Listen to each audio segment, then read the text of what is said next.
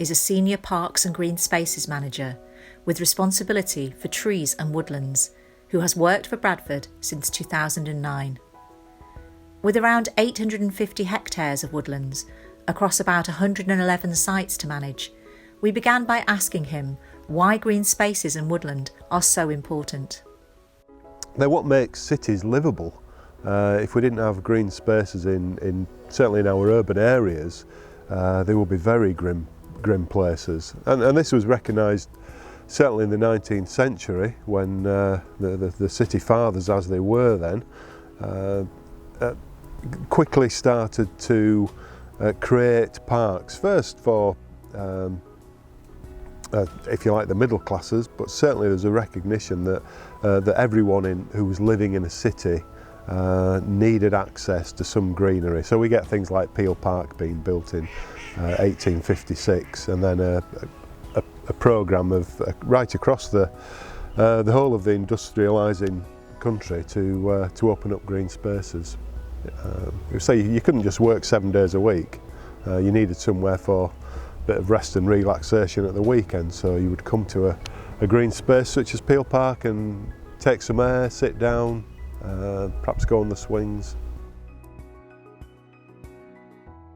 Well, everything really. I mean, it's a good treescape, as we can hear. It's got some wildlife in it, and it's got some good vistas. If you go to the top of the park, you get good views over the whole of Bradford.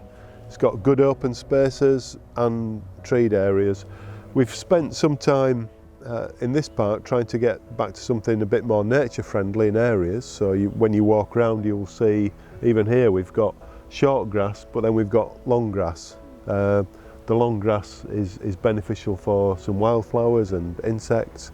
The short grass is a bit more formal. The council has some ambitions to become a more sustainable city. This is in a response to the climate crisis that we're facing and the biodiversity crisis that we're facing. There is a growing realisation that we can't simply continue with business as usual and that we have to do things a bit better. To that end, the council has passed a climate emergency resolution, so it's trying to deal with some climate issues, particularly reducing carbon outputs from the city. But it's also recognised that the way that we make things, the way that we live, the way that we provide services, they all need to be sustainable as well. So there will be the council, one of the council's strategic partnerships will be a sustainable development partnership that will bring, certainly I understand in the first instance that will be business led, and it will be looking at how we can start to have a greener economy and how the businesses that we've got in the city, in the district, can do what they do but in a sustainable way. We can't keep taking things out of nature, just using them and throwing them away. We have to start to build circular economies within that. So that's the bigger picture, and the way that we provide parks and green spaces also have to be circular and sustainable. Partly why we're experimenting with nature-friendly parks, having different types of habitat. It is, yes. We certainly want to hand on something that's as good as, if not better, than the assets that we've received. So, and it's difficult to understand how the city, unless we have good green infrastructure, it's difficult to see how the city will be livable in the future. We're expecting climate to increase. That's the temperature will increase. That's baked in. Our green spaces can help to mitigate and ameliorate that. So certainly trees are absorbing carbon, grass is absorbing carbon, but they also have other beneficial impacts. They reduce temperature, they provide shade, they improve air quality. So having good green spaces and being able to maintain those for future generations will ensure that the city itself is enjoyable to live in and is sustainable.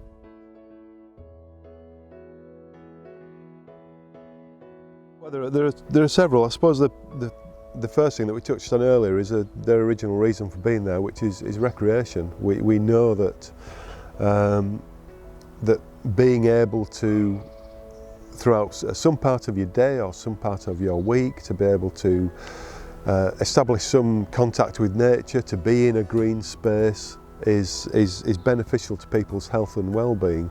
And if you can pop out to your local park and have a walk around, or a jog, or just sit on a bench and look at the trees, that takes you out of that busy world. Just the fact that it's green and it's natural and it's something that we've grown up with is beneficial to people. So that is important. They're also social places and cultural places. It's difficult at the moment because we can't gather in more than with 6 people at a time, but these are places where we've traditionally come to meet people. We meet friends and family here. They're culturally important. We have music, they're places where we have events, they're sporting locations, and within the city, as I think we mentioned earlier, they do help to mitigate what's going on in terms of local climate. So green spaces will provide cooling through transevaporation and through shade, and where they're near busy places, we know that they improve air quality. So there's lots of physical and psychological benefits to having these green spaces. There are many challenges. The big challenges in terms of anything that's living will be the rise in temperature. It makes everything uncertain. And that impacts on all our green spaces. For example, diseases will move much more quickly. Plant diseases will move much more quickly through our flora. So, for example, in Bradford at the moment, along with the rest of the country, we're dealing with ash dieback. Which ash is an important tree in the north of England. It's an important tree in Bradford. It's a street tree in many places. We are seeing rapid decline now in our ash trees across the district as a result of the disease. Now that causes some problems, but in terms of managing out those dead trees and finding new trees to replant that will be suitable for the location. That will happen more as the temperature increases.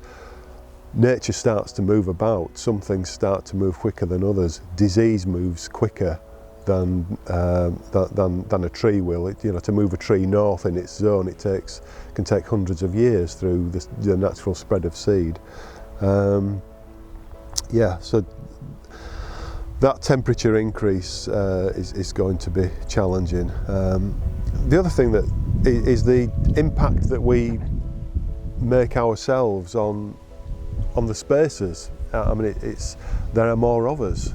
So in Bradford we have a population which I think is around 500,000, and increasingly we want to be out in using green spaces. That's something that's happened with COVID-19, where people have had lockdown and been much more appreciative and made much more use of their green spaces. That pressure will continue, which becomes a resource pressure.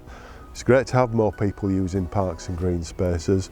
That then requires that we lift up the maintenance inputs so that we get good.